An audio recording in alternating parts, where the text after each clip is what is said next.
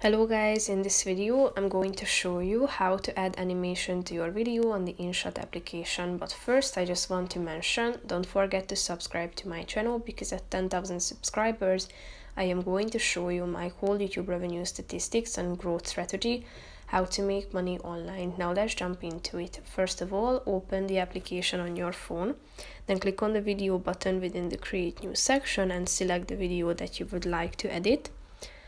After that, you should click on the or slide to the right side and find the animation button, then click on it. Here you can see a bunch of categories at the top, such as in and out, combo or loop. As you tap on it, you can see the animations that are within these categories. Here you can see fade, zoom in, zoom out, slide R, slide L, slide D, slide U, and so on.